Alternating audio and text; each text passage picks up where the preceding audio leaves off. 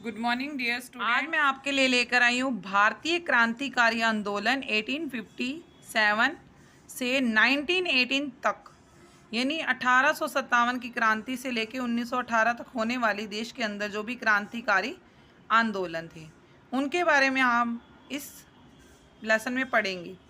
History chapter 4। पहला textual question है, भारतीय क्रांतिकारियों आंदोलन की उत्पत्ति पर चर्चा करें। अगर भारत में बात की जाए तो आंसर आएगा भारत में 19वीं शताब्दी के उत्तरार्धी चेतना के उदय फलस्वरूप, यानी कि 19वीं शताब्दी में भारत में राजनीतिक चेतना जगाने के लिए बहुत से क्रांतिकारी आंदोलन चलाए गए। इन क्रांतिकारी आंदोलनों के कई कारण थे। सबसे पहले था समाज सुधारक आंदोलन द्वारा प्रेरणा देना, यानी समाज सुधार आंदोलन चलाकर लोगों को प्रेरित करना। दूसरा 1857 ईस्वी की क्रांति से प्रेरणा, 1857 की जो क्रांति हुई थी उससे भी लोगों को प्रेरणा मिली थी। तीसरा है ब्रिटिश सरकार द्वारा भारत के आर्थिक दोहन और शोषण के विरुद्ध प्रतिक्रिया, यानी अंग्रेजी सरकार ने जो भारत का आर्थिक दोहन किया था, अर्थव्यवस्था को जो कमज़ोर कर दिया था और जो देश का शोषण किया था की प्रतिक्रिया थी। चौथा अंग्रेजों द्वारा भारतीयों से बुरा व्यवहार करना, यानी दुर्व्यवहार करना, उसके प्रति जो प्रतिक्रिया थी। जहां एक और धर्म समाज सुधार आंदोलन के द्वारा लोगों के अंदर विश्वास जगाया जा रहा था, दूसरी तरफ देखा गया कि देश में अकाल पड़ रहे हैं, महामारी पड़ रही है और अंग्रेजी सरकार भी भारतीयों का शोषण कर रही है। तो इन सब से जो भारतीय थे वो काफ़ी पीड़ित हो चुके थे। जाति पाति का भेदभाव बढ़ रहा था। तो तभी क्रांतिकारी आंदोलन चलाने में राष्ट्रवादी नेता जैसे लाल बहादुर शास्त्री, बाल गंगाधर तिलक, पाल विपिन चंद्र पाल और अरविंद घोष, इन विचारधाराओं ने अंतर्राष्ट्रीय घटनाओं से प्रभावित होकर ये आंदोलन चलाए, इन आंदोलनों से प्रेरणा ली। अगला प्रश्न है, क्रांतिकारियों के मुख्य उद्देश्य क्या थे। देखो, जो क्रांतिकारी थे जिसमें लाल, बाल, पाल या अन्य क्रांतिकारी जो देश को आज़ाद करा रहे थे, उनके उद्देश्य क्या थे। तो क्रांतिकारियों के मुख्य उद्देश्य थे लोगों के अंदर राष्ट्रीय भावना को बढ़ावा देना और अपने देश के लिए बलिदान देने से डरना नहीं। क्रांतिकारियों के उद्देश्यों में पहला है भारत में जो ब्रिटिश सरकार का अस्तित्व है उसे पूरी तरह खत्म करके अपने देश को आज़ाद कराना।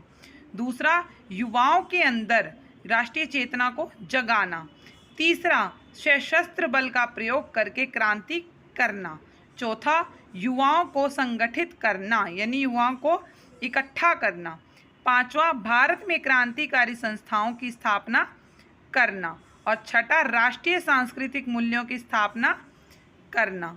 और सातवां, लोकतंत्र की स्थापना करना और जो लोकतंत्र की व्यवस्था है उसमें बदलाव लाना।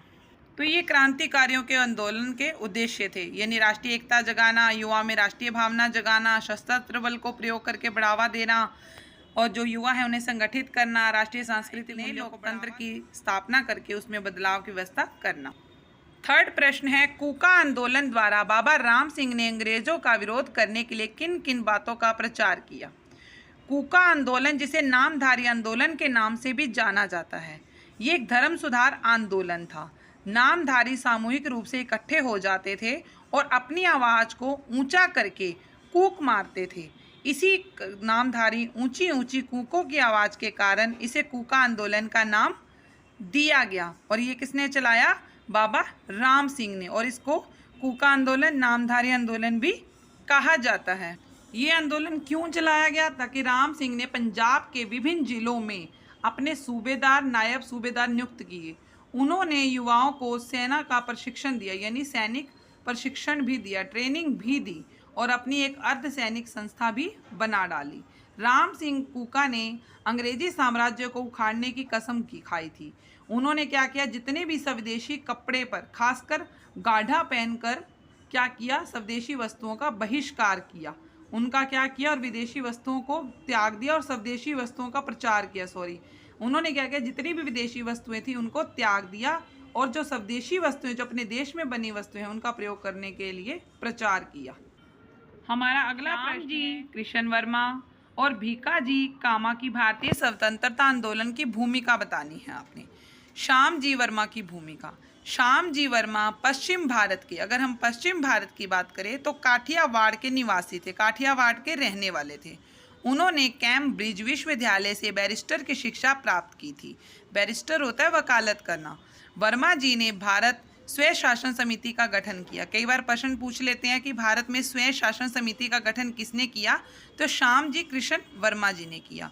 उन्होंने एक समाचार पत्र इंडियन सोशलोजिस्ट शुरू किया और इसके अंदर ये लिखा कि किस तरह अंग्रेज अत्याचार कर रहे हैं, भारतीयों का शोषण कर रहे हैं।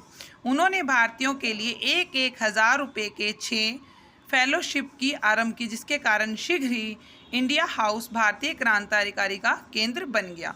तो अगर आप यहाँ तक भी याद कर लेते हैं कि भारत के आर्थिक शोषण किया, भारतीयों पर अत्याचार किया, तो भी आपका प्रश्न बन जाएगा।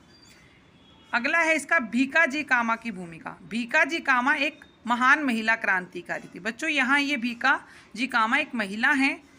उनकी क्रांतिकारी गतिविधियाँ केंद्र और जो थे वो इंग्लैंड और फ्रांस थी, यानी इंग्लैंड और फ्रांस से उन्होंने अपनी क्रांति शुरू की। उन्होंने अंतर्राष्ट्रीय समाजवादी सम्मेलन में हिस्सा लिया। स्वयं द्वारा निर्मित राष्ट्रीय ध्वज को उन्होंने स्वयं एक ध्वज बनाया था और उसे लहराया। उन्होंने सम्मेलन में अंग्रेजी शासन की शोषणकारी नीतियों के बारे में जानकारी दी। तब उन्हें बंदी बना लिया गया और इंग्लैंड से निकाल दिया गया। फिर वो फ्रांस चली गई और 1934 में जो वो फ्रांस से भारत लौटी, यदि 1936 में उनका देहांत हो गया। तो इस तरह मेरी वीडियो में आपको इसका नेक्स्ट पार्ट बाद में मिलेगा। अभी मैंने आपको इसके अंदर 4 क्वेश्चन कराए हैं, अभ्यास के प्रश्न हैं। तो बच्चों आप एक बात का ध्यान रखा करो, जब आप मेरी वीडियो देखते हो तो सिर्फ देखते हो, उसको लाइक और शेयर बिल्कुल नहीं करते, ना कमेंट करते। अगर आपने ऐसे नहीं कर रहे तो फिर मेरा वीडियो बनाने का कोई भी फ़ायदा नहीं है, कोई भी मकसद नहीं है, कोई भी मुझे फिर बनाने की ज़रूरत ही नहीं है, क्योंकि मैं आपके लिए टाइम निकाल रही हूँ। तो प्लीज़ आप शेयर भी कीजिए, कमेंट भी कीजिए और लाइक भी कीजिए और सब्सक्राइब तो ज़रूर कीजिए।